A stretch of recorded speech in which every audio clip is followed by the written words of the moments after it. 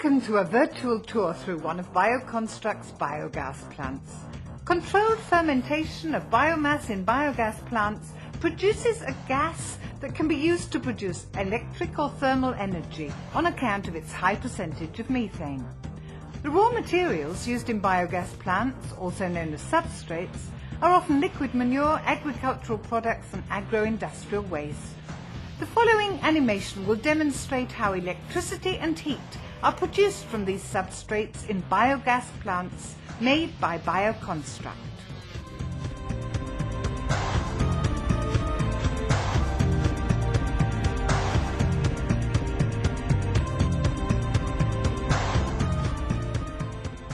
This biogas plant uses ensilaged maize as one of its renewable raw materials.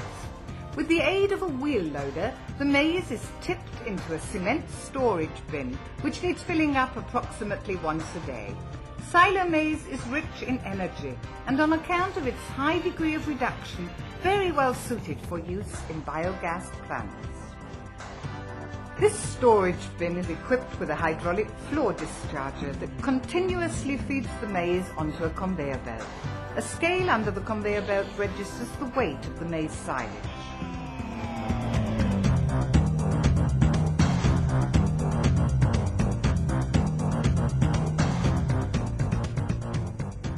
Liquid manure is the most important basic substrate used in this biogas plant. After a short interim storage in the pigsties, it is pumped through pipes directly into the blending pump beside the maize conveyor belt. At the same time, the maize falls off the conveyor belt into this apparatus, which is equipped with 2 mixing rollers. In this way, the maize silage is mixed before fermentation.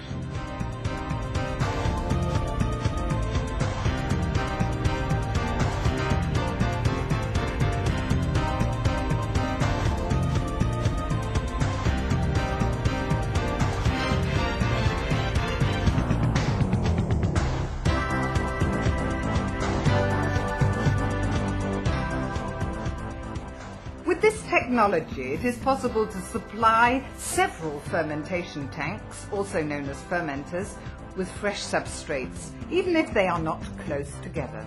Liquid waste from the food industry is the third substrate used in this plant.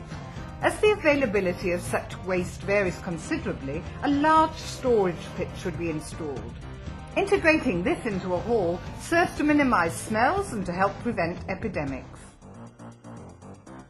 Now the liquid waste is heated with hot water to 70 degrees centigrade in a tubular heat exchanger using a countercurrent process. After heating for 1 hour, the hydrogenization of the substrates is complete, so that they can now also be poured into the fermenters. Here is where the biogas is formed. The substrates are continuously stirred in order to prevent layers of material forming at the top or on the bottom. A hot water wall heater heats the substrate to between 35 and 55 degrees centigrade in order to accelerate the formation of methane. On average, the substrate is in the fermenter for a period of around 30 days, before it is filled into another fermenter for a further 30 days to complete the gas formation process. When fermentation is complete, the thin liquid substrate is pumped into 2 reinforced concrete tanks, where it is stored until it can be brought out onto the fields.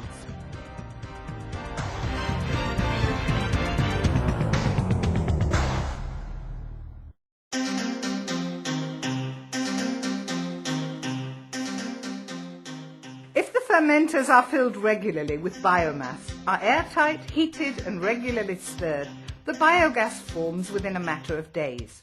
The formation of gas is a complex and delicate process. The organic fats or carbohydrates contained in the substrates are digested by various kinds of bacteria, and this is a starting point for the development of the gas. If the contents are continually stirred, the gas rises slowly to the top of the container. It consists of approximately 50 to 70% methane, coloured green here, and also carbon dioxide, water vapour, hydrogen and hydrogen sulfide. As water vapour and hydrogen sulfide are problematic for the utilisation of the gas later, it is necessary to treat the biogas now.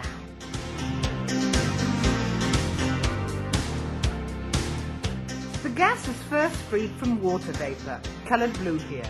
The condensation water is collected in a condensation shaft and pumped out. The aggressive trace gas hydrogen sulfide is now extracted from the biogas in a biological desulfurization plant. By introducing air into the container, certain bacteria cultures are able to establish colonies on the chains. Here they decompose hydrogen sulfide into harmless sulfur and water. The almost unpressurized biogas is then fed into a compressor, where it is brought up to the 70 millibar pressure later required for burning. In order to completely condense any remaining water vapour and to free the biogas from any suspended matter or silicates, the biogas is subjected to a washing and drying process. This is carried out with the vapour at almost freezing point so that the gas is cooled down to a temperature of under 5 degrees centigrade. In order to control the purification of the gas, the biogas is constantly tested with an online measuring system, which records the amounts of methane, hydrogen sulfide, carbon dioxide and oxygen. This guarantees a high degree of efficiency and security. In case of any overproduction of biogas, it is necessary to operate a gas flare, for unburned methane that escapes into the atmosphere is harmful for the climate. The biogas from this biogas plant enables 2-block heating and generating power stations to run and be CO2 neutral. To annually process biogas from 15,000 tonnes of biomass, this plant must produce a total of 500 kilowatts of electricity. Due to the optimal gas processing, the engines can run round the clock for several years with only a minimum of maintenance costs. Up to 30% of the waste heat from the cooling water of the engines is used for the heat exchange and the fermenter, so that no additional heat is required. The remaining heat can also be used profitably to heat industrial plants, houses or swimming pools. The electric power generated by the generator of the block heating and generating plant is converted to the mains voltage level in the transformer. Then the electricity can be fed into the grid and meets the annual requirements of around 1,000 households.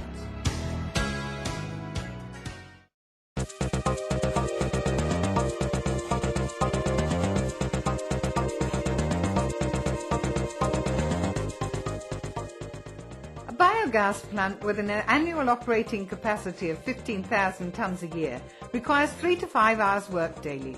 In order to keep the amount of work down to a minimum, we particularly recommend the use of an effective measurement and control technology from BioConstruct.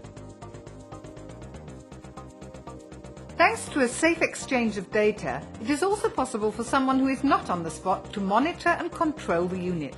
Should it be necessary, either the operator at home or the BioConstruct service team can intervene in processes in the biogas plant. For example, the agitators can be switched on and off. The levels of the containers and the pits can be checked, or the solid supply equipment can be monitored.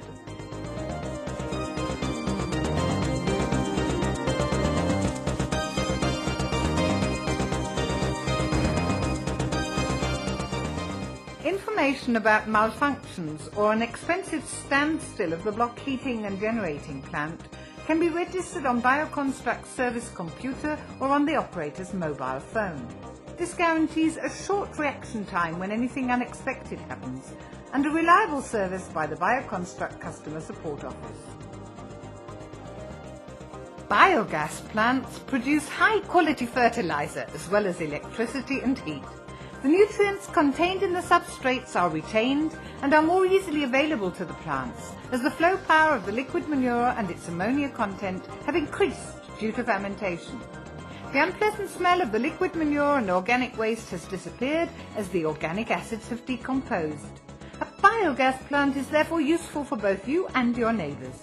Why don't you also profit by using the smart, environmental friendly biogas technology in BioConstruct's modern plants?